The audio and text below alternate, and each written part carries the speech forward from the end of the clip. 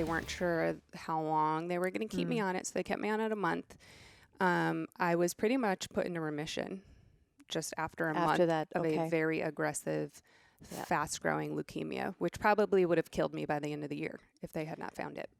Very fast I'm thinking because like with your age at 14 and still a tremendous amount of physical growth to happen in your body because you weren't a done growing adult. Just hitting those cells trying to stop it, like just trying to like stop this. Yes. Everything's very fast growing. Yeah. Okay. So this was an aggressive leukemia. They did a study drug that ended up putting me in remission.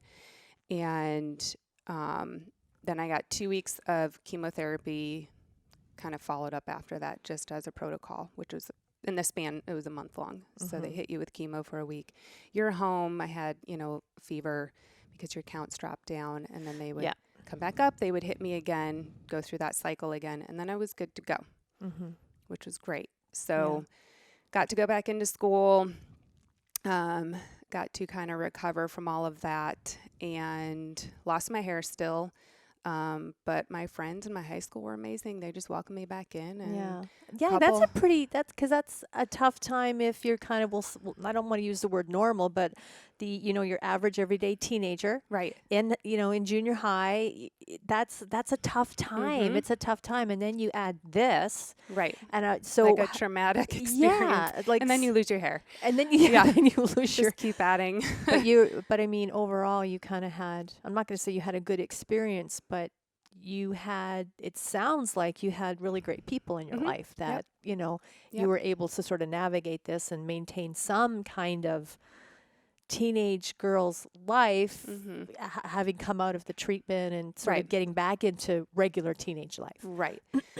So kind of got back on our way. I graduated from high school, went to college, kind of stayed close to home. I was really close with my family. Got the diagnosis and was admitted pretty quickly. They kept me in.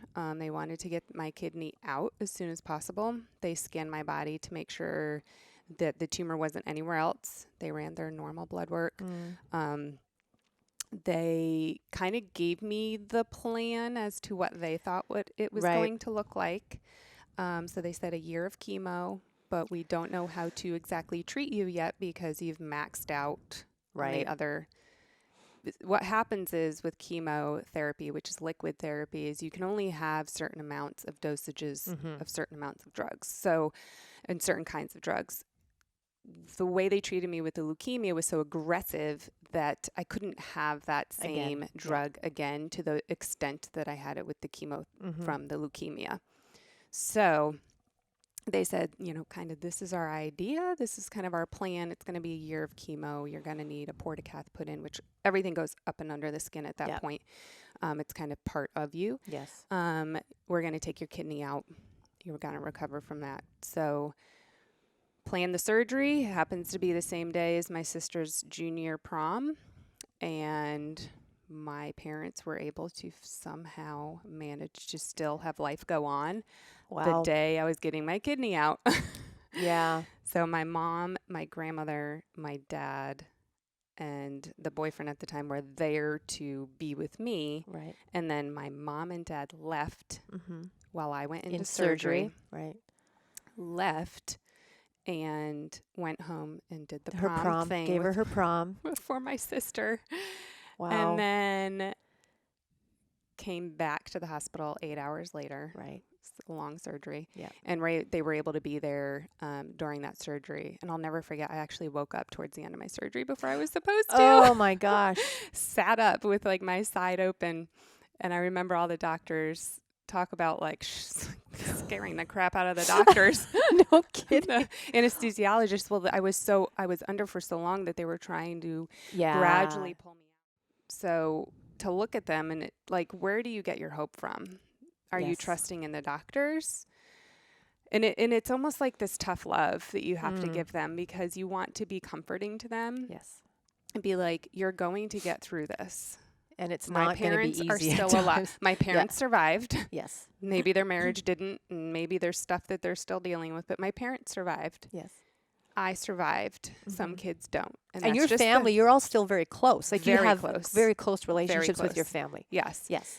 No matter that's a who's big married and message who's of hope. not. I'm very close Yeah. to both my parents and my sister and her husband. But to the parents, it really stems down to their faith, because we can put our trust in doctors, people, but they're all going to fail. And God has a purpose for every person. And we don't always get to see You don't that. get to see it come through. And sometimes it's not a good ending. Yes. But you as parents still have a purpose. And if you can grasp on to faith and Jesus and find comfort in him and peace in him, man, if we were saved going through this, what an impact. Absolutely. And I hear stories of Christian families that go through this and the impact that they have with that ripple the nurses effect. and even if their child passes, the parents still have a purpose to help other parents go through either the grieving process or the celebration process.